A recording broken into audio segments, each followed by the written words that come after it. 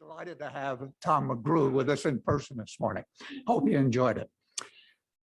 Good morning and welcome, excuse me, to the Sunday morning service at the Unitarian Universalist Fellowship in Laguna Beach. My name is Oakley Frost, and I will be assisting Don West Jr. in our service this morning. Our service this morning is the second in 4 special services which we are holding this summer, and which we refer to as our Summer Up or Summer UP services, with the UP standing for Unique Programming. In each service, Don West Jr., one of our UUFLB members and a student at Starr Divinity School, where he's studying to become a UU minister, will lead us in a discussion of the book Homestretch, The Art of Finishing Life Well. The book is by a good friend of this congregation, the Reverend Tom Owen-Towle. Today's discussion will focus on chapters 4 and 5, but even if you haven't had a chance to read them, I'm sure you'll get a lot out of our discussion and hope that you'll feel free to join in. Although Don frequently leads our services in person here in Laguna Beach, this morning, like these other summer discussions, he will be leading it via Zoom from Nevada. Our Zoom and audiovisual text today are Don West Jr. and Paul Bogdan. Our music director is Carol Cole. We're delighted to have her back with us. I'd also like to acknowledge and thank both personally and on behalf of the congregation, all those others who make these services and the work of this congregation possible, including our board and our worship committee, and also Paul Bogdan, and when she's not laid up, Candy Strzok, for preparing fresh refreshments and otherwise making the building ready for each Sunday. And Paul also for presiding over our Zoom at noon Mondays meetings each Monday.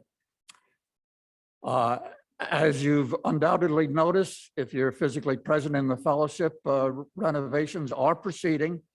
We had hoped to have the windows installed this last week. There's been a bit of a delay on that. Hopefully they'll be delivered and installed next week, but we have had substantial renovations in the back portion of the building, including the kitchen and family room, and particularly the bathrooms. The exterior of the building has now been prepared for repainting, and we expect to have new renderings that can be distributed to all of you next week, showing the different paint options so that we can make a final determination as to exactly what colors we're going to have on the outside of the building. There are always more opportunities to work together and more to be done. So if you're looking for a way to become more involved, either in assisting in our work here in the fellowship, or perhaps in our efforts to feed the homeless at the alternate sleeping location on Laguna Canyon Road once a month, please reach out. For any of you who are new to our community, please connect with us after the service if you would like to be added to our email list so that you can receive advance notice of each service and other upcoming events. Connecting with each other is the way in which we build community as a strong base from which we can go out and make a difference in the world. If there's anyone here this morning, either in person or on Zoom, who has not previously introduced yourself, and if you would like to do so, please let us know. We'd like to recognize you. Is anyone on Zoom? Anyone here in the fellowship? Yes.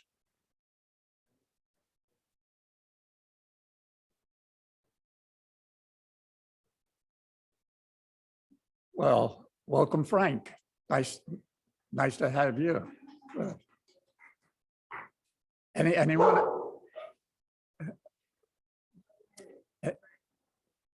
Anyone else? Throughout the service this morning, If you are here with us in the building, we invite you to come forward and light a candle here in the sanctuary in recognition of whatever you are carrying in your heart as you join us for worship today. At UUFLB, we are a welcoming congregation. Whoever you are, whomever you love, no matter your age, your gender, your ancestral or ethnic background, your immigration status or political affiliation, whatever sincere questions you bring with you today, whatever has brought you here this morning, we welcome you to our community of mutual caring and serious intent to grow as spiritual and ethical buildings.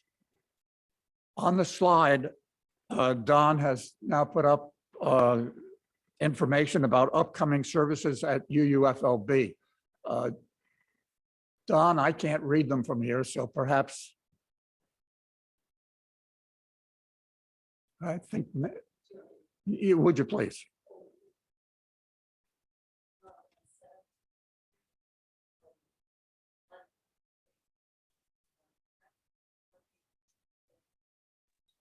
Oakley, repeat what is being said, please. Oh, okay. Well, let's try it again, Carol. They couldn't hear you on the. Apparently not. Would you repeat for me?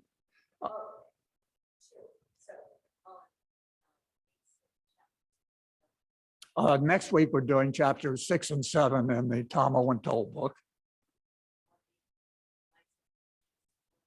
On the following week, we have Isaac Castro. And the week after that, we have chapters 8 and 9, again led by Don West. Okay. Each Sunday, wherever there is a service held by a UU congregation, a chalice is lit. The flaming chalice is the only symbol of our faith. If you have joined us here this morning by Zoom and have a chalice available, I invite you to light it as I light the chalice here at UUFLB.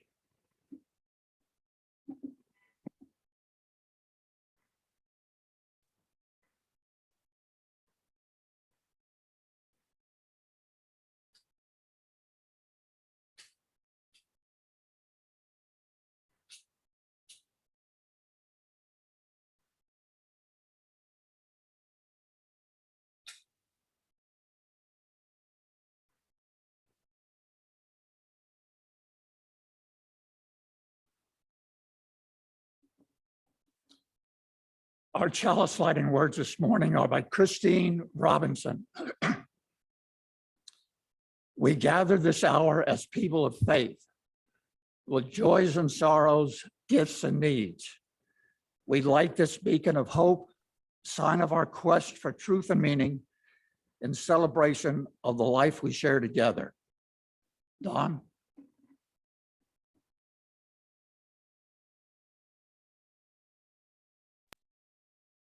Our centering thought this morning comes from a part of the book that we're reading this week. It's actually on page 59 in chapter 4, and it's a quotation that Reverend Tom took from one of the 4 poems written by T.S. Eliot called East Coker. And he wrote those around World War II. This is the second of the 4 poems that he wrote. So I'll read it for us. Old men ought to be explorers. Here or there does not matter. We must still moving into another intensity for further union, a deeper communion through the dark cold and the empty desolation.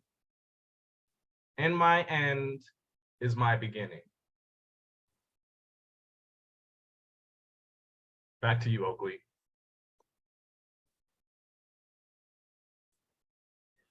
Our opening hymn this morning is number 1051 in the Teal hymnal, We Are.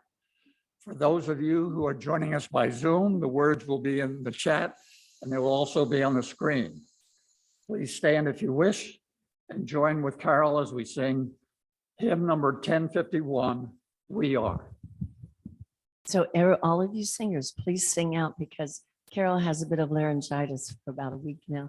So I'll do my best, but please, so Carolyn and you girls at home, please sing out too.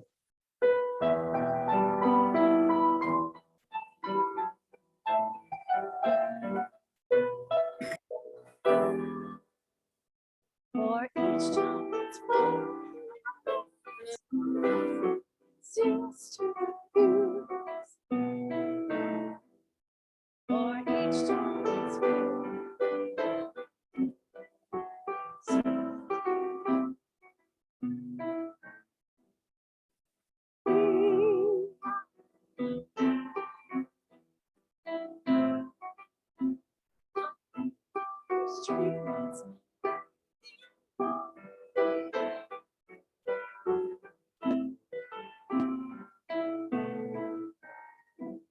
Sing out, you guys.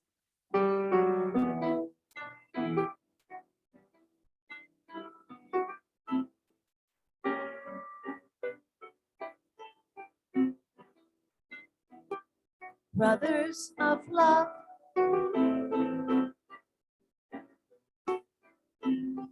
seekers of truth, keepers of faith.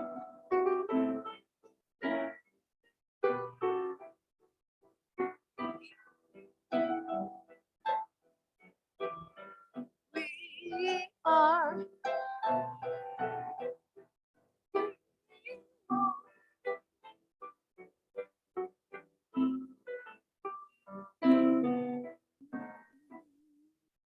for each child that's born.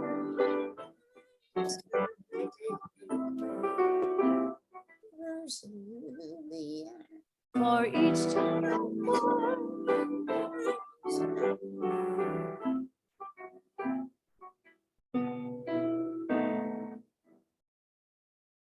Yeah, good to hear you guys for a change. I always hear just myself. Thank you.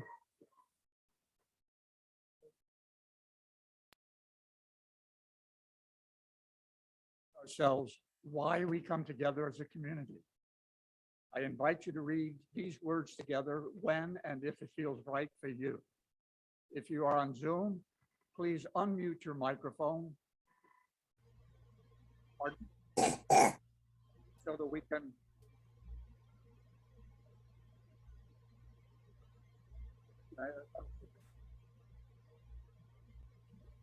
excuse me, I got distracted. If you are on Zoom, please unmute your microphone so that we may feel the power when we join our voices together. The words of the unison affirmation will be on your screen. Please join me in reading. Love, Spirit, fellowship, and service Service is its law. This This is is our our great great covenant Covenant to dwell to together dwell in together peace, To seek the peace, truth. to seek the truth, Nothing's wrong with the sound. To and help to one help another. help one one another. events that have touched our lives in the past week. Our joys, when shared, are magnified. And in sharing our sorrows, we provide the support and care that are vital for all of us in community. During this time of sharing our joys and sorrows, we will pause the recording of the service.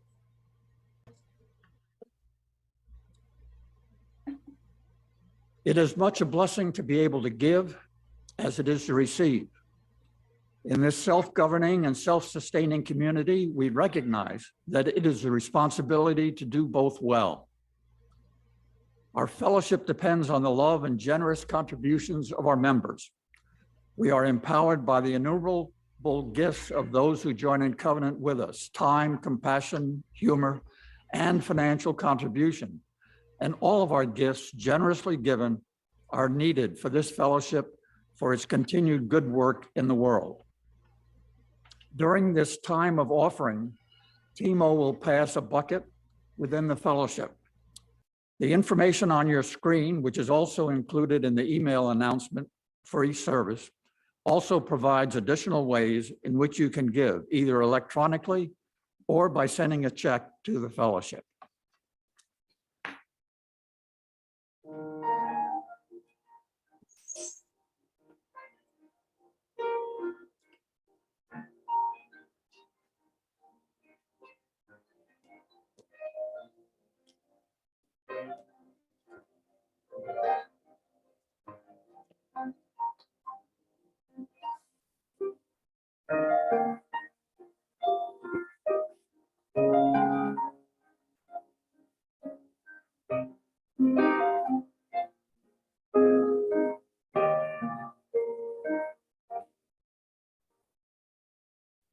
Please stand now and form a circle as you're able to sing to each other words of sincere gratitude. From you I receive, to you I give, together we share, and from this we live.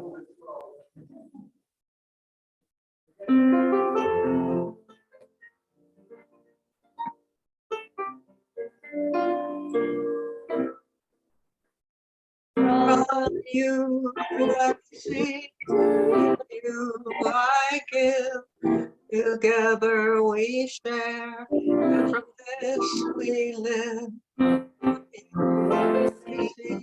To you, I give, together. we share, and from this we live.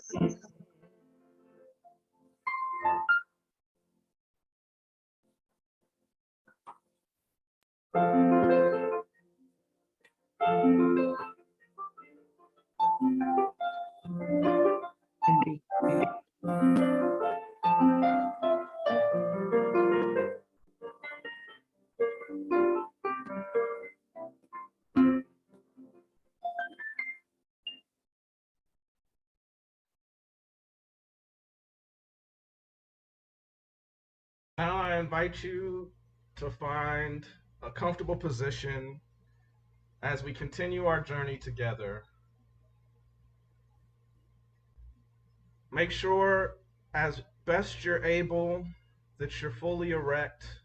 Imagine a string that's running up your spine and out through the top of your head, and just tug lightly on that string to get a little extra correction to that posture. And take a deep breath in with me together, in and out. And let's just get in sync together in our breath. In and out. And let's just continue breathing for a few moments of silence and meditation and prayer.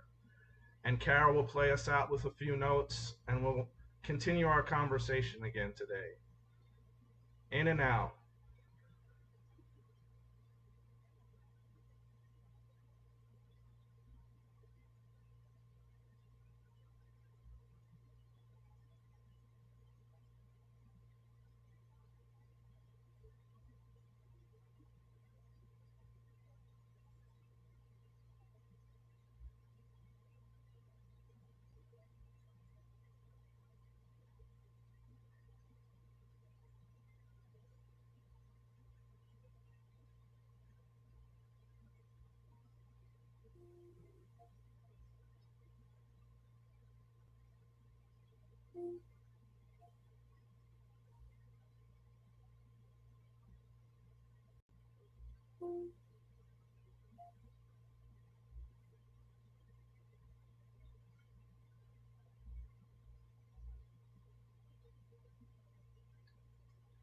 Good afternoon, and welcome to the Unitarian Universalist Fellowship at Laguna Beach. This week, we're looking at Homestretch. We're in part 2 of 4, and it's a book by a good friend of our fellowship, Reverend Dr. Tom Owen-Towle. And just quick background for those who haven't read the book. When he wrote this book, he was just retiring. He was about 67 years old at the time. Now he's 81 years old. And in chapter 4, the title of chapter 4 is Seeking Curious Explorers to the End. Seeking Curious searchers. Explorers to the End. Searchers. Curious searchers to the end. And at the beginning of chapter 4, Reverend Tom talks about too much rest, R-E-S-T. Too much rest ends up spelling rust. So he says that one of the things that are important in the home stretch is not becoming too settled in the new phase of life. And another thing that he points out that I thought was worth noting is that we grow forward, and he says we have to continually in a never-ending way grow forward.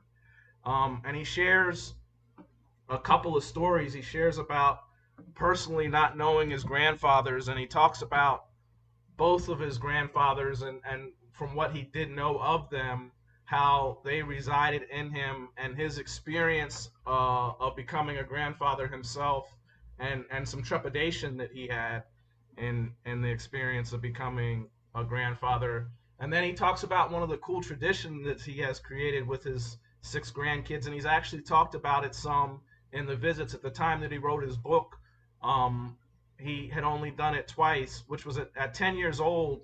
He allows his grandkids to choose where they're gonna go, and he takes them on a week-long trip, him and his wife. So his first grandchild, he shares the story and the excursion that they took to New York City. His grandson was a baseball fan, so they went to 3 very historic ballparks in New York, Philadelphia, and Boston. They did things of culture in New York City.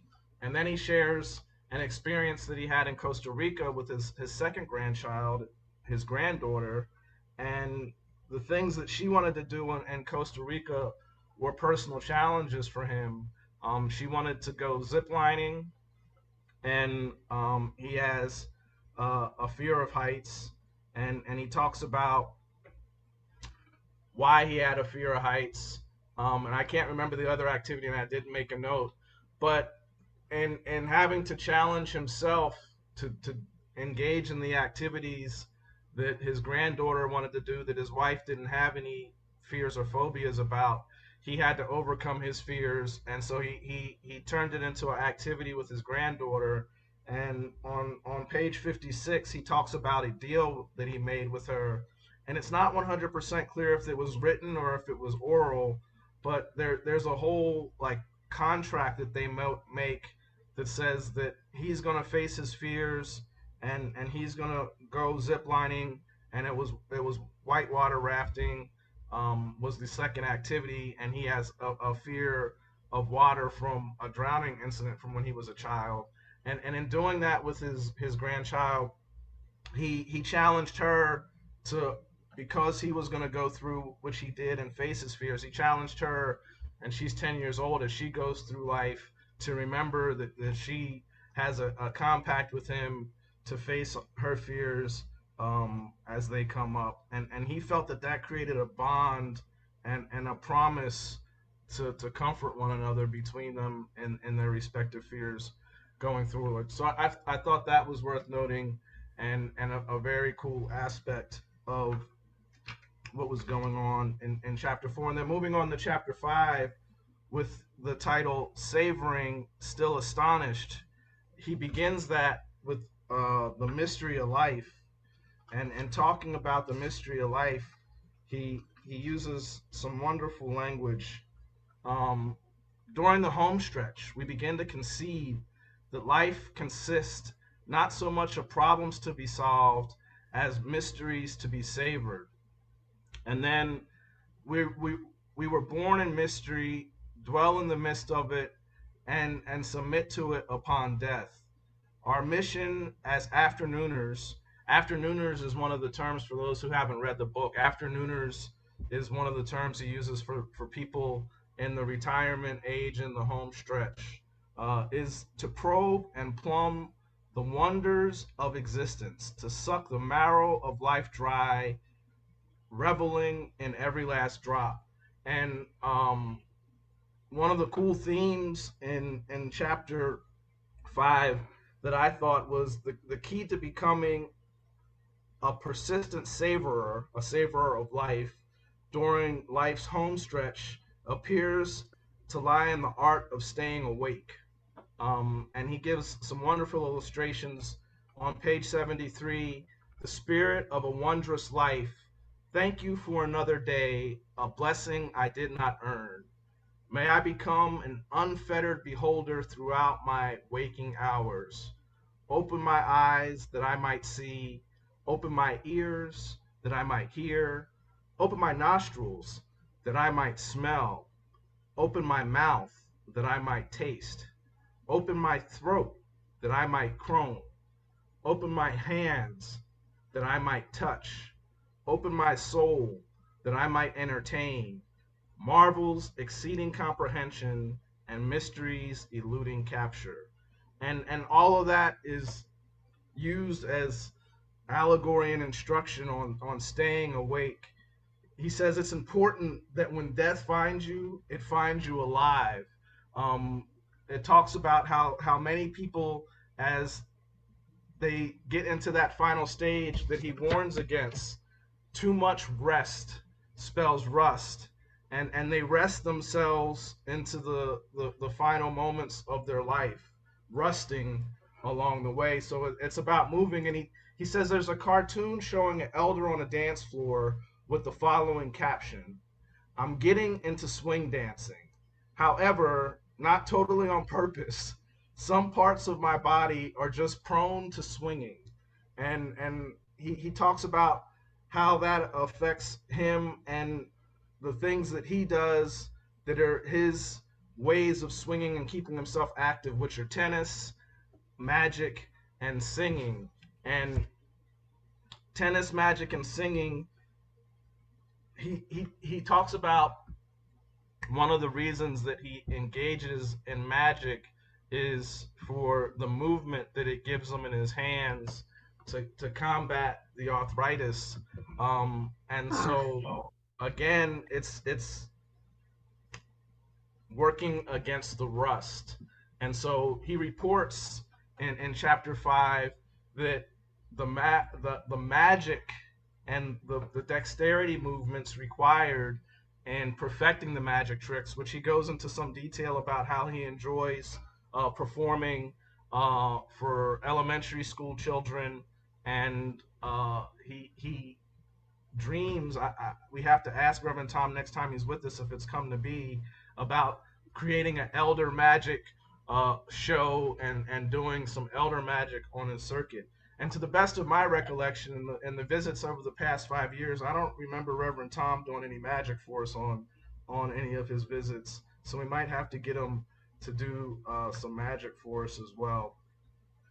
But and the last thing that I wanted to share with you in terms of a recount of chapter 5 is he talks about the Buddha and the Buddha's journey, and how the Buddha tried to walk along the middle path.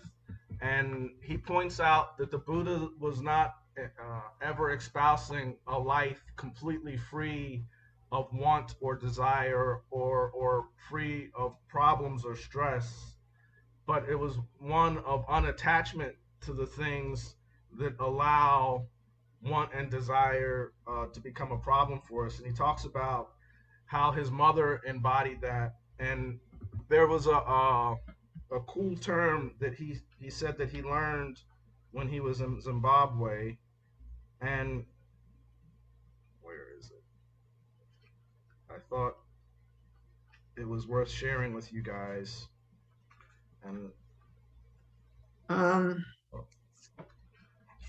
Yeah, Zimbabwe. parts of my body.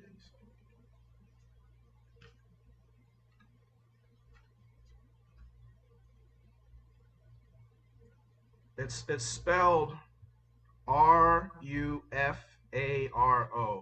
And since I'm reading it and creating my own pronunciation, I'm going to apologize if this is meant. It's on page 73, fourth paragraph. Yes, Rufaro, a profound and abiding sense of contentment. Thank you for pointing me to that right page number. Rufaro, a profound and abiding sense of contentment. And he talks about that with the Buddha. He uses an illustration of Mary Magdalene and ties it in that when Mary Magdalene sees Jesus after he is raised from the dead, he tells her, I can't recall the exact words that are in the language, but the instruction is, don't be attached to me, because he's not permanent and he was going into another phase, and the attachment would be what the Buddha would be warning against, because that's only going to bring us turmoil and strife within the journey if we become too attached to any particular thing. And he just gives illustration how his mother, Mary Catherine Flanagan Toll, she was a very enlightened woman, and he says that she never strayed. Neither highs nor lows appeared to rattle his mom's spiritual cage, and he attributes her behavior to what's listed in Philippians 4:11, I have learned in whatsoever state I am in therewith to be content. It's also noted that he points out that movement and the instruction of the cartoon, which is to let different parts of yourself swing and to stay active and to stay engaged. He talks about how one of the best-selling books in the 1990s was Sexuality Over 60, and he touches on how sexuality is also and continues to be an important part. He points out how in language, a young sexually active man is referred to as a stud, and an older sexually engaged or active man might be referred to as a dirty old man, and how in language there's different stigmas and things attached that he's encouraging us to break and reconfigure in our mind as we move forward. And so that's a recap of what happens in chapters 4 and 5. And so I'll start with a general discussion question and open it up to our Zoom audience. We are missing the technology piece, which we're going to rectify, of the iPad in the sanctuary. So it makes us challenging to have a full interaction, especially with me remote. But I'm going to ask our Zoom audience this question. So engage in this material. I know some of you have read it and some of you haven't. And for those that haven't read it, listening to the summary, in your own journey, does this bring anything up to you? Are there thoughts that you had reading chapters 4 and 5 that came up for you that you might want to share with us that might help us illustrate or understand some of the things there? I see your hand, Carolyn. I'm coming to you first. Yeah, Dawn, there was a paragraph that I read that I could so relate to. It's by the philosopher Horace Callan, and it says, there are persons who shape their lives by the fear of death, and persons who shape their lives by the joy and satisfaction of life. The former live dying, the latter die living. I know that fate may stop me tomorrow, but death is an irrelevant contingency. Whenever it comes, intend to die living. And so if you would tell us why that connects with you, Carolyn. Why is that paragraph meaningful? Because it describes me.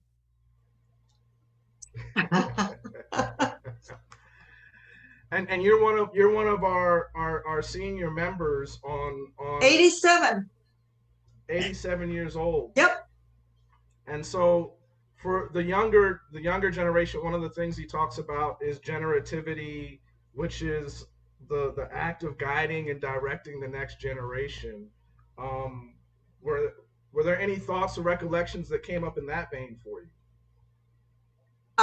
Well, the last sentence, which is make sure that when you die, you are living life to its fullest. You know, don't feel sorry for yourself, and sitting in a chair is the worst thing you can do. Get out, keep moving.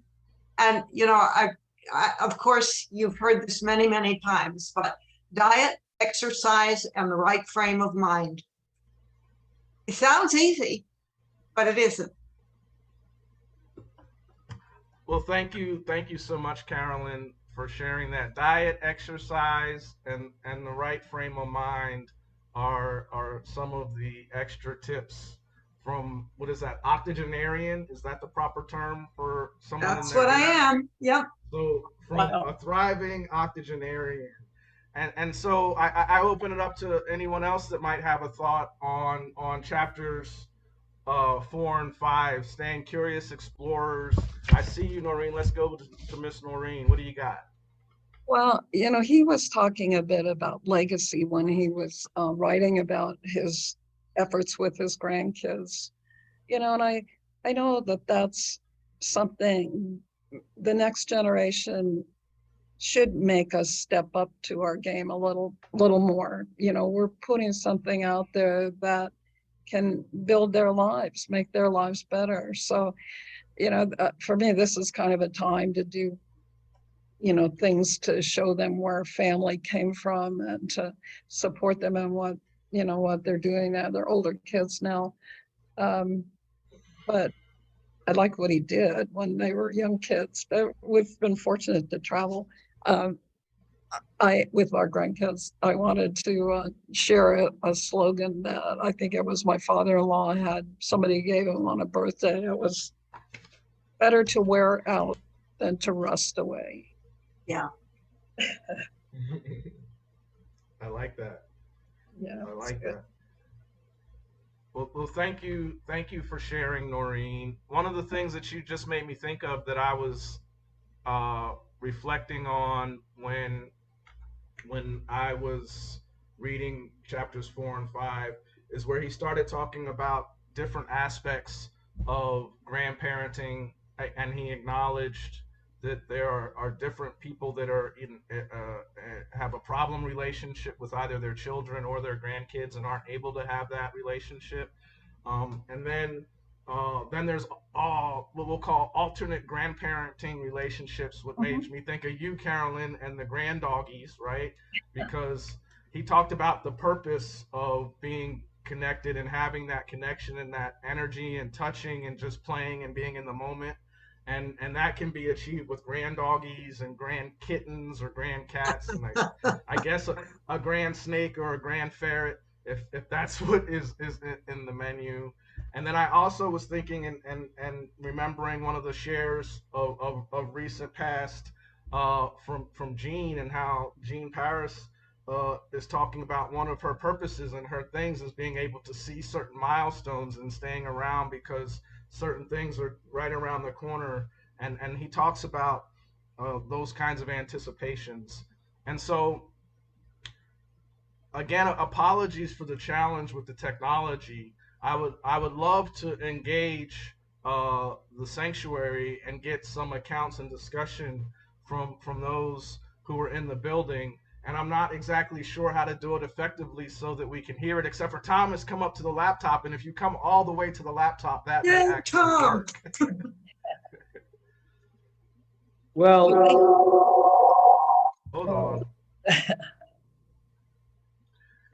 If maybe you turn off the speaker also on the laptop, the sound on the laptop all the way down, Tom. Could Can he you go hear me? to the pulpit? Yes. all right. No, So I just thought if anybody here wanted to talk, they could come sit at this chair. If you could turn that down a little, yeah. If somebody wanted to come up and talk, I haven't read those chapters, but I like the idea. Greg and I, as a gay couple, do not have children or grandchildren, but we have a lot of nieces and nephews. And we've spent a lot of time bonding with them, taking them on adventures, kind of like what Tom Owen-Towle was doing with his daughter that went to Costa Rica. So in fact, that's part of our RV trip is to visit as much of the family as possible. And when my mom passed and the whole family met for a week to have the celebration of life, it was really great just to reconnect with everybody. So yeah, connecting with all the people in our lives, connecting with the next generation, and my nieces and nephews now have kids, and so we're connecting with them. It's really very important, and it sounds like that's what he was talking about in these chapters. Does anybody else here want to say something by standing up, by coming over here? Here comes Linda. Well, thank you for orchestrating this for us, Tom. Let's see what Linda has for us. There wasn't much to orchestrate. I just had to sit in a chair. I can sit in the chair. Hi. hi, Linda. One of the things that Tom talks about is his birthday, which is October 13th. My birthday is half past October, which is October 15th. So I really identified with that part of chapter 5 and his anticipation of that date. And he talks about the month of October and the things that he looks forward to during that month. And I like that very much. There you go. Did you have that in common with him, Linda? The anticipation of the events that he mentioned in Yes, October, yes. Halloween? Yes, Halloween's a big deal in my life. Halloween's a great deal in my life. And Thanksgiving and on to Christmas, and there you go. So to stay engaged during those holiday events is important to me. My grandmother, my mother and I were born on the same day, October 15th. I never understood why they thought they were older than I was, but there you go again. I like Reverend Tom very much. I like what he has to say, and I like his writings very much. So thank you for doing this, Don. Thank you very much. Well, thank you for sharing with us, Linda. Is there anyone else in the fellowship that is able to make it up and share with us?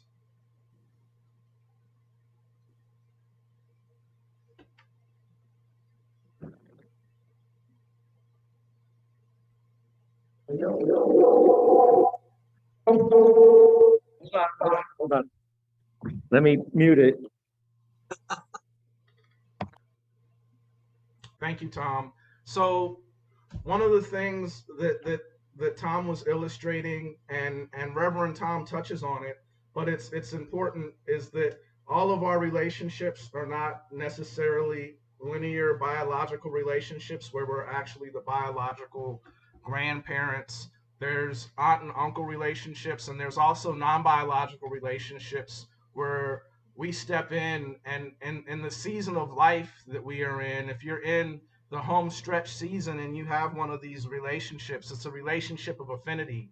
The term is the family of affinity. So if you have a relationship, whether it be with a young person that's a niece or a nephew, or connected to you in a meaningful way where you're creating these experiences, the thing that it's a cultivated, he doesn't call it this, but he's creating a cultivated experience. And what Noreen pointed out in her comments was that's a legacy and thoughtful cultivation of taking a week of time, going to a place that is a different location than the child's used to. One of the other things he talks about is the thoughtfulness of for his grandchildren that weren't local to San Diego. He brought them to San Diego from, I think they were in Seattle and Washington. But he brought them to San Diego. So one, they could get an experience of what it was like where their grandparents were from, but also to cultivate that week-long experience and build that relationship. So it exists in our journeys, and it's just worth pointing out that it goes beyond our actual biological connections, because we do have that family of affinity. And what we ultimately, what I see, what I feel that I have, and what I've experienced in the fellowship here in Laguna Beach is that family of affinity. And we didn't talk about it in the announcements, but I'll remind everybody now, tomorrow at noon, Paul, who is doing our Zoom tech, and thank you, Paul, and thank you, Oakley, for making the service happen on the fellowship side. It's very important for all the parts and everyone who's contributed to making this happen. I say thank you. But we are, for me, a family of affinity. And tomorrow, Paul Bogdan, our in-house Zoom tech today, he curates our Zoom at noon. And what happens is, most importantly, is everybody checks in and checks on how everybody else is doing on a weekly basis. And that has gone on different dates and in different ways. Before it was on Zoom, it was in person, and it moved around. It was in Laguna Woods. And it's a connection that we have, and we're getting to know so much more about one another through that connection. So for me, it's a family of affinity.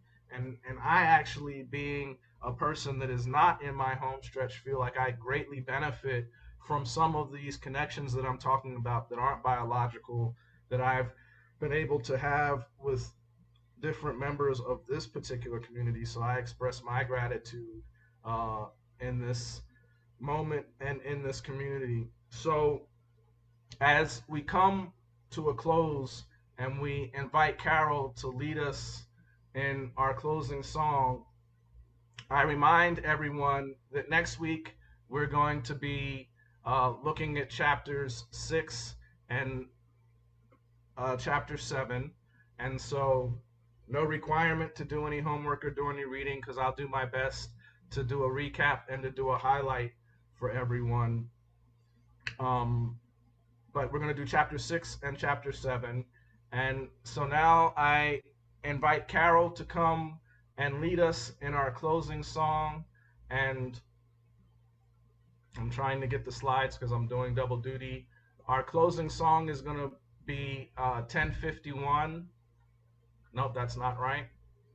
That was our opening song. Our closing song is going to be 1007, 1007. There's a river flowing in my soul. So without further ado, I will send it back to the sanctuary and to Carol, number 1007. There's a river flowing in my soul. Y'all want to stand up?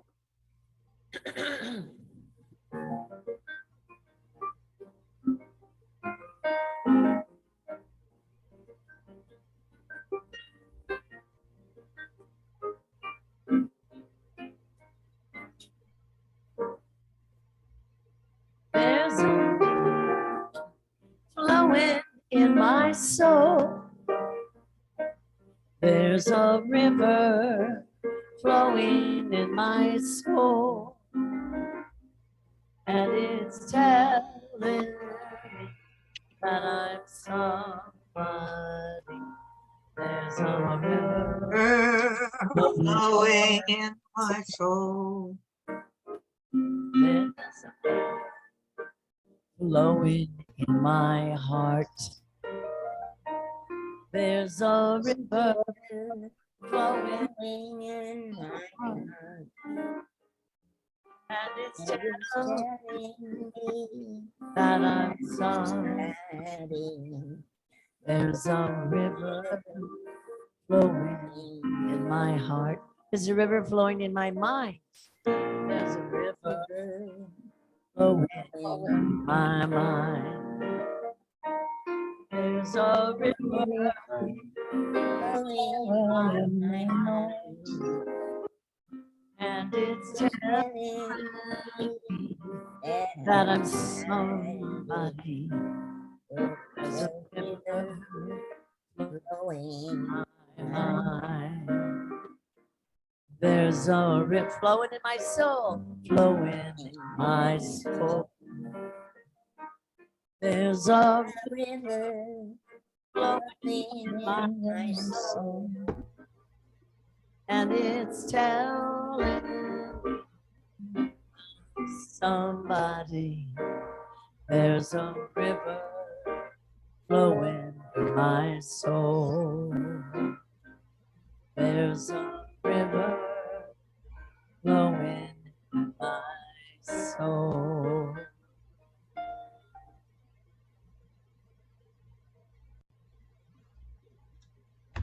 Thank you, Carol. As I invite Tom, if you will, come up and extinguish our chalice, I'm going to read some words from Tom Shade. A power at work in the universe. My friends, there is a power at work in the universe. It works through human hands, but it was not made by human hands. It is a creative, sustaining, and transforming power. And we can trust that power with our lives. It will sustain us whenever we take a stand on the side of love, whenever we take a stand for peace and justice, whenever we take a risk. Trust in that power. We are together, held by that power. So, as Carol leads us in our closing song, I invite you, if possible, to make a circle and hold hands. Let there be peace on earth. Take it away, Carol. Thank you, Don.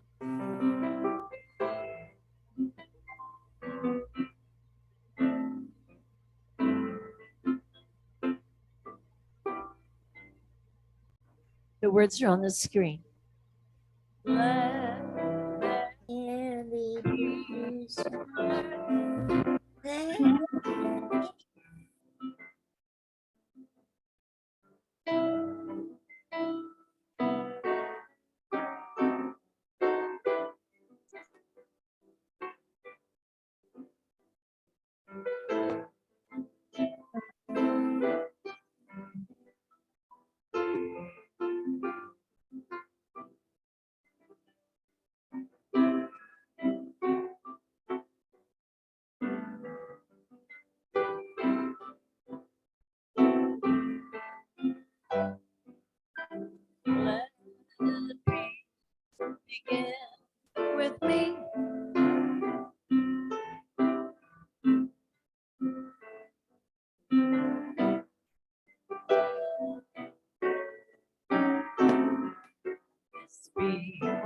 all about.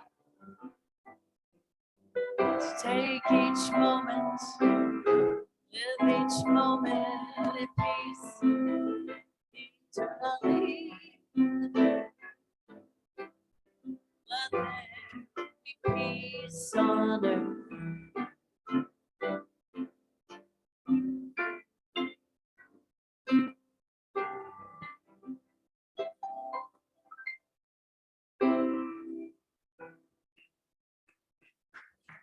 Have a great day.